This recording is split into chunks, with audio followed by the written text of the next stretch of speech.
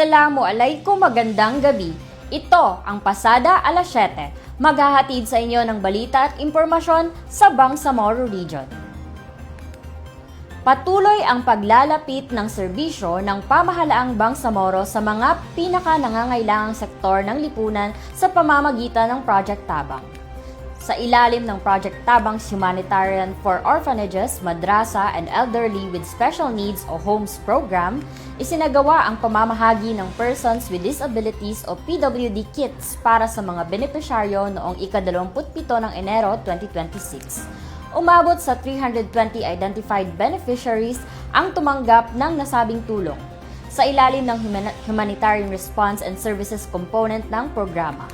Naisa katuparan ang aktibidad sa pagkikipag-ugnayan sa Persons with Disabilities Affairs Office o PDAO ng Cotabato City Government kung saan ipinamahagi ang mga kits sa iba't ibang komunidad at barangay sa lungsod. Ayon sa Project Tabang, ang inisyatibong ito ay bahagi ng patuloy na pagsusulong ng pamahalaang Bangsamoro na mailapit ang serbisyo sa taong bayan at matiyak na walang maiiwan sa serbisyo, lalo na ang mga pinaka-vulnerable sector ng lipunan. Pinatutunayan din ito ang paninindigan ng programa sa paghahatid ng suporta at serbisyo sa lahat anuman ang kanilang kalagayan at estado sa buhay. Inilahad ni Bangsamoro Parliament Speaker Muhammad Yacoob ang mga nagawa ng Bangsamoro Parliament sa kanyang unang 100 araw sa panunungkulan sa isinagawang 100-day report noong Enero 27, 2026 sa Sharif Kabunsuan Cultural Complex. Kasabay nito, inilunsad din ang kanyang aklat na My Principles, an Islamic Framework for Personal Development. Narito ang report. Ang 100-day report ni Bangsamoro Parliament Speaker Muhammad Yacoob at launching ng kanyang librong MSY Principles, an Islamic Framework for Personal Development ay dinaluhan ng mga opisyal ng pamahalaan, mga miyembro ng parlamento at mga kinatawan mula sa mga international organizations na nagpahayag ng kanilang suporta sa panunungkulan ni Speaker Yacoob bilang speaker para sa lahat. As you mark your 100 days as Speaker of the Bangsamoro Transition Authority, of course, I would like to congratulate you and convey my profound support. Nandito po ako bilang isang Deputy Speaker para sa mga kababayan, para sa mga kalalakihan. Nandito po ako full support sa inyong leadership. By successfully navigating the complexities of parliamentary districting through your leadership, we have not only fulfilled a legal mandate, but have secured a more equitable future for the constituent from the mainland to the island provinces. Your commitment to moral governance is not just a slogan, as it is evident in the consensus of the 80 members of the parliament and the institutional reforms you champion and will continue to champion. We stand with you as you lead the region towards the first regular elections with integrity and vision. We stand with you and your leadership, Mr. Speaker. Mabuhay ang ating Speaker, mabuhay ang Bangsamoro Parliament. Wassalamualaikum warahmatullahi ta'ala wabarakatuh. Our support to the Speaker, Muhammad Sueb Yacoob, is fundamentally firm in accordance with the convergence process as a manifestation of our support to the Moro Islamic Liberation Front as the lead organization in the transition process, and the government of the Philippines as a party to the 1996 Final Peace Agreement and the 2014 Comprehensive Agreement on the Bangsamoro. His first 100 days can be described as impeccable and successful. He has excellently navigated the parliament despite the many groups, interests, and positions that pervade the parliament or the institution. He is in the right path bringing together all members of the BTA and the Parliament as truly one collegial body. I have known Speaker Muhammad Yaqub as the long-time Bangsamoro Development Agency Executive Director. Mas kilala ko po si Speaker Yaqub sa pagiging ulama kaysa sa pagsilbi niya sa gobyerno. At kahit anong mangyari ay ulama pa rin siya. Inside or out of government, at ganun po ang pagtingin ko at pagrespeto ko sa kanya. Tiwala ang leadership sa kanya at unang binigay sa kanya ay not just as MP but as Minister of MAFAR. And later on, naging Senior Minister and now Speaker of the BTA. So ganun po ang tiwala sa kanya ng leadership at yung sinabi ni DS Baintan, yung kanyang naging promise sa aming lahat is he will be a speaker for all. At yun na nga, naging speaker for all talaga siya. He was very inclusive. In fact, every time na mag-umpisa kami ng session, pinapatawag niya ng officers ng parliament at dinidiscuss niya ano yung issues na dapat namin itackle during the session. So, he's been very active and ang disiplina niya po ay every time you want to go to the BTA, mahanap niyo po siya. Nandun po siya sa kanyang opisina. Nagsistay po siya from morning until the end of work. So, is really a working speaker. Ayon kay Yaqub, ang mga nagawa ng parlamento sa unang 100 days ay nagpapakita ng matibay na hakbang tungo sa mas transparent, accountable at tumutugon sa pangangailangan ng publiko ng pamahalaan. Aniya, ang kanyang pamumuno ay nakatuon sa pagkakaisa, transparency at mas aktibong pakikipag-ugnayan sa mamamayan upang palakasin ang tiwala sa institusyon. We are gathered here today to recognize the achievement and commemorate the progress we have made together as united body. 100 days ago, we made a solemn commitment. One parliament, one vision, one Bangsamoro. Our action plan, first 100 days has 3 phases. 1, unification and trust building. Second, institutional reform and strengthening. And third, public engagement and reform implementation. We committed to completing all priority legislations and reviewing the implementation of the previous enacted measures, ensuring that every law we pass continues to serve the people with relevance and impact. Ipresenta ni Yaqub ang kanyang ulat 3 buwan matapos siyang mahalal bilang speaker noong October 2025 kasunod ng pagpanaw ng dating speaker na si Pangalian Balindong.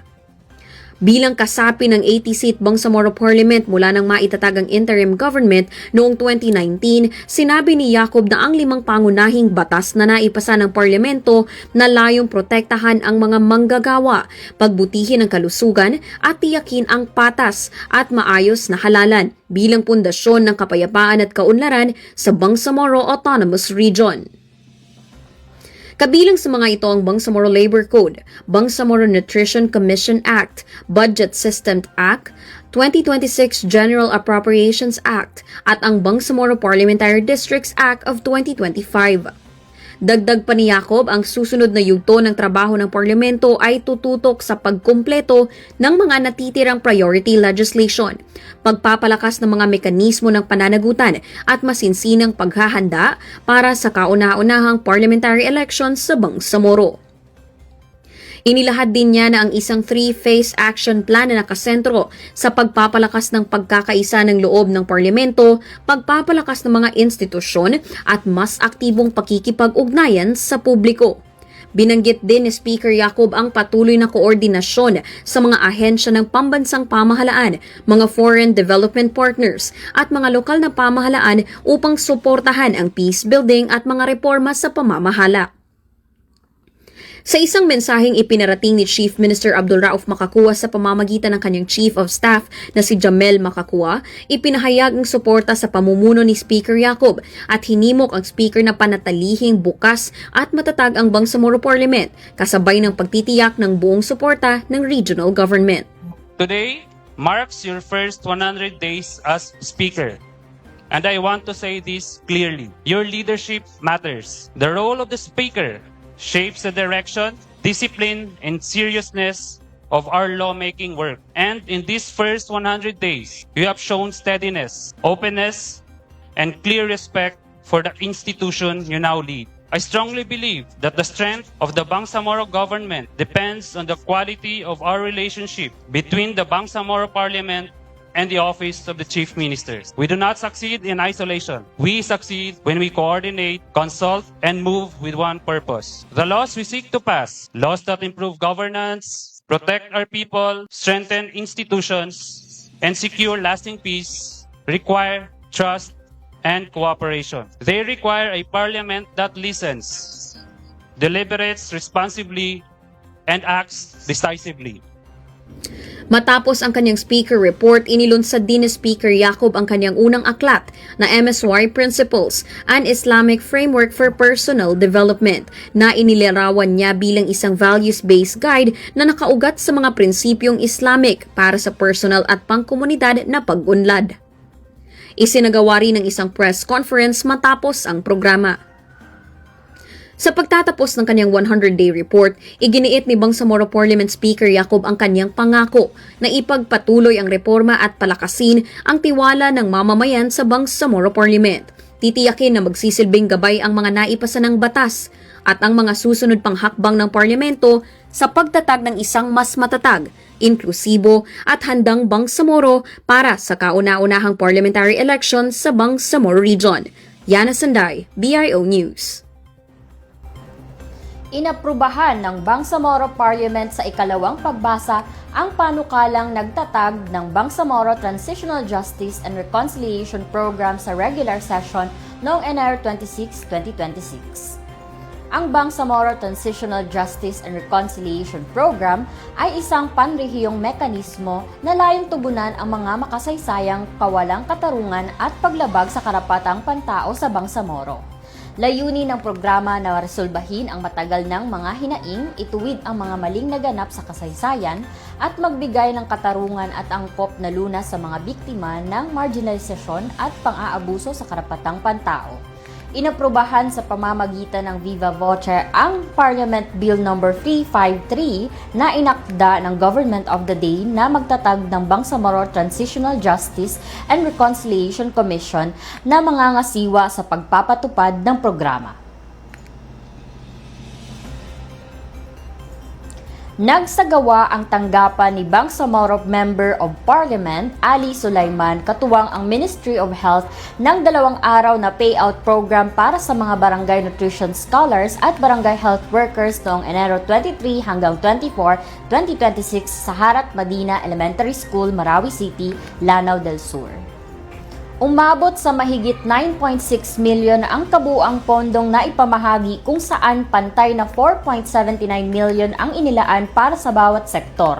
Ang ikalawang araw ng payout noong Enero 24, 2026 ay may 729 na benepisyaryo ang tumanggap ng tig 6,584 pesos, habang ang unang araw ay may 900 na benepisyaryo ang nakatanggap ng tig 5,333 pesos. Ang programa ay pinondohan sa ilalim ng Transitional Development Impact Fund ni MP Sulaiman habang ang Ministry of Health ang nagsilbing implementing agency. Sa kanyang mensahe, sinabi ni MP Sulaiman na ang programa ay bunga ng sakripisyo ng Bangsamoro at pagkilala sa ambag ng mga mujahidin.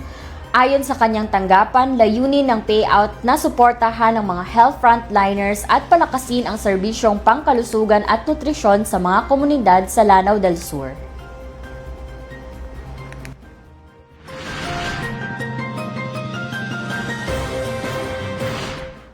Aabot sa 867 indigent elementary at high school students sa Cotabato City ang nabigyan ng financial assistance ng Ministry of Social Services and Development sa isinagawang payout nitong January 27, 2026 sa People's Palace.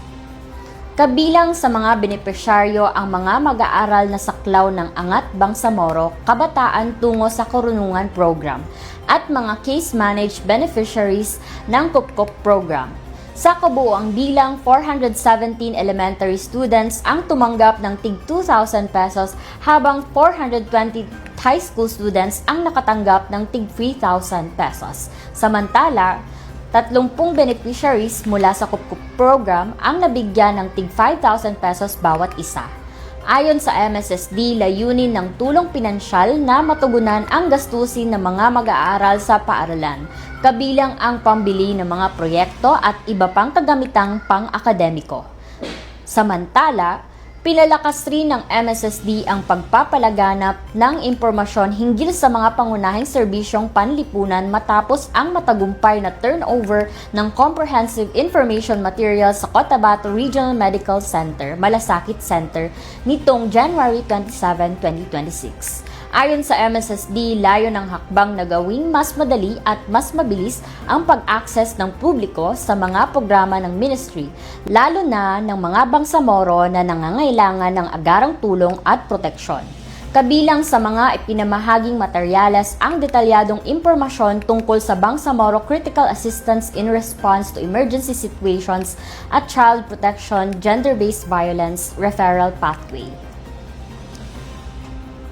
Nakiisa ang Ministry of Health kasama ang kinatawa ng Sulu Provincial Health Office mula Region 9 sa paglagda sa grant agreement sa project partnership sa pagitan ng Japan International Cooperation Agency at ng International Organization for Migration para sa pagpapalakas ng maternal and child health services ng mga internally displaced persons sa mga liblib na isla at conflict-affected areas ng Basilan, Sulu at Tawi-Tawi. Layo ng inisyatiba na tugunan ang kakulangan sa serbisyong pangkalusugan sa mga unserved and underserved areas ng Basulta sa pamamagitan ng pag-angat ng kakayahan ng mga pasilidad pangkalusugan at pagpapalakas ng serbisyong nakatuon sa kalusugan ng mga ina at bata. Kasabay ng pirmahan, nagsagawa rin ng inception meeting upang planuhin ang implementasyon ng proyekto. Ang Reach Basulta ay inaasahang magpapalawak ng access at dekalidad at pantay-pantay na serbisyong pangkalusugan sa mga komunidad na higit na nangangailangan, lalo na sa mga ina at bata sa Basulta. Sa magkasamang pagsisikap ng Conciliation Resources at Sasakawa Peace Foundation, formal nang pinasinayaan ang resulta ng Community Practices Research na isinagawa mula pa noong Agosto ng nakaraang taon sa buong Bangsamoro Autonomous Region in Muslim Mindanao. Ang detalye sa report ni Carmina Camid. Sa pagkikipagtulungan ng Ministry of Public Order and Safety at United Youth for Peace and Development, naging matagumpay ang paglulunsad ng Community Mediation Practices Research results ng Conciliation Resources kaagapay ang Sasakawa Peace Foundation kahapon, January 27, 2026 sa Alnar Hotel, Cotabato City. Isinagawa ang naturang pag-aaral sa mga komunidad ng BARMM simula pa noong August ng nakaraang taon kung saan siniyasat ang mahalagang papel ng faith-based na pamumuno, traditional na pamamagitan, formal at indigenous mediation at gender-inclusive na conflict resolution na nakaayon sa peace process ng Bangsamoro. Dinaluhan ng naturang aktibidad ng mga kinatawan mula sa iba't ibang ministeryo at opisina ng BARMM government katulad ng MPOS, Ministry of Indigenous Peoples Affairs, Bangsamoro Women Commission at Bangsamoro Attorney General's Office. Naroon din ang mga representatives mula sa Japan International Cooperation Agency, UNIPAD at iba't ibang civil society organizations. Sa panayam kay MPOS Community Affairs Officer 5 Rafsanjani Abdul, sinagot nito ang katanungan hinggil sa kabuluhan ng nasabing pag-aaral para sa kaunlaran ng Bangsamoro Region. Magiging baseline po ito ng ating mga policy guidelines, paggawa ng mga pag-craft ng ating mga iba't ibang projects, programs, and activities in the future interventions in connection po sa ating Alternative Dispute Resolution Division under po sa Ministry of Public Order and Safety. Ito po ay nakaangkla din po sa ating mandato sa Ministry of Public Order and Safety na to implement peace building, reconciliation, and unification across the Bangsamoro. Mahalaga po itong study na ito kasi previous years po meron din po tayong different na knowledge products. Nagkaroon po tayo ng series of series of KII or Key Informant Interview and focus group discussion to get kung ano po yung mga challenges and mga pwede nating i-apply na way forward sa ating mga kasamahan na local mediators. Mahalaga po itong study na to. It serve as a voice sa mga kasamahan po natin na local mediator in order for us to know kung ano po yung mga gaps, challenges, issues na nasa ground na hindi po nakikita natin sa regional level or sa higher management. With the help of this study po, magiging boses, magiging ngipin ito, in short, sa ating future plans, sa ating paggawa or pag-craft ng different policies, programs, and guidelines sa ating opisina. Mahalagang bahagi rin ng programa ang Open Forum kung saan nabigyan ng pagkakataon at lugar ang bawat kalahok na imungkahi ang kanilang mga suwestyon, ilahad ang kanilang mga opinyon at ihayag ang kanilang mga katanungan. Ipinaliwanag naman ni Conciliation Resources Program Director Salik Sharif Jr. ang buod ng research findings maging ang mga susunod na hakbang ng organisasyon. Very importantly and in a summary, ang naging findings po ng ating study, una ay meron tayong mga peculiarities ng mga community mediators natin in contrast to the existing programs or mechanisms supported by the government, whether national man yan o Bangsamoro man yan. At itong mga peculiarities na ito yung tinitingnan natin kung papaano ito maaaring masuportahan, ma-institutionalize, constitutionalization even, or instrumentalize yung mga ganitong peculiarities within the structure of the government programs. So, isa yon na-identify natin yung mga peculiarities. Pangalawa, nakita din natin na meron mga challenges ang ating mga community mediators. While it is true na hindi sila tied by the formal structures, mas may flexibility sila, pero meron doon silang mga challenges gaya na lamang nung kakulangan ng mga financial support. In terms of the structure, mas mainam pa rin ang pakikipagtulungan sa government mechanisms, para at parallel yung effort towards conflict prevention, conflict mediation, and resolution. Pangatlo ay nakita rin natin at nasilip natin sa pag-aaral na ito na maraming oportunidad for collaboration. Maraming pagkakataon na pwedeng makapagtulungan both yung mga nasa gobyerno ng mekanismo at itong mga locally led mediation initiatives. Essentially, the next step would be to conduct an in-depth study. Pangalawa, at parte na rin ng mga next steps natin ay magkaroon ng regularity of conversation with the local community mediators and the established government mechanisms. Pangatlo would be to eventually support a community of practice within the Bangsamoro so that there is a cross-context learning and sharing of best practices na maaari ring pwedeng halimbawa ma-share or maitawid doon sa ating mga neighboring provinces. Sa huli, inaasahan na ang resulta ng sinagawang pag-aaral ay makakapagbigay ng malaking ambag sa proseso ng pagsasaayos, pamamagitan at pagreresolba ng mga kaguluhan, hindi lamang sa loob kung hindi maging sa labas man ng BARMM. Carmina Camid, BIO News.